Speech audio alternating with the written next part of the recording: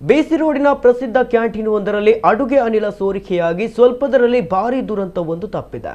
ಬಿಸಿ ರೋಡಿನ ಮಿನಿ ವಿಧಾನಸೌಧದ ಮುಂಭಾಗದಲ್ಲಿ ಇರುವ ನಾಗರಾಜ್ ಎಂಬುವರಿಗೆ ಸೇರಿದ ನಾಗಾ ಕ್ಯಾಂಟೀನ್ನ ಹಿಂಬದಿಯಲ್ಲಿ ದೋಸೆ ಮಾಡಲು ಇರಿಸಲಾಗಿದ್ದ ಅಡುಗೆ ಅನಿಲದಲ್ಲಿ ಸೋರಿಕೆ ಕಂಡುಬಂದು ಬೆಂಕಿ ಕಾಣಿಸಿಕೊಂಡಿದೆ. ದೋಸೆ ಮಾಡ್ತಾ ಇದ್ದ ಕ್ಯಾಂಟೀನ್ನ ಕೆಲಸಗಾರ ವಿಶ್ವನಾಥ್ ಎಂಬುವರಿಗೆ ಅನಿಲ ಸೋರಿಕೆಯಿಂದ ತಗುಲಿಕೊಂಡ ಬೆಂಕಿಗೆ ಸ್ವಲ್ಪ ಮಟ್ಟಿಗೆ ಗಾಯವಾಗಿದೆ. ಇದರ ಜೊತೆಗೆ ಕ್ಯಾಂಟೀನ್ನಲ್ಲಿ ಕೆಲಸ ಮಾಡ್ತಾ ಇದ್ದ ಮಾಲಕರ ಸಹೋದರ ಹರೀಶ್ ಎಂಬುವರಿಗೂ ಅಲ್ಪ ಸ್ವಲ್ಪ ಗಾಯಗಳಾಗಿದ್ದು ಸ್ವಲ್ಪದರಲ್ಲಿ ಅತ್ಯಂತ ದೊಡ್ಡ ಅನಾಹುತ ತಪ್ಪಿದೆ.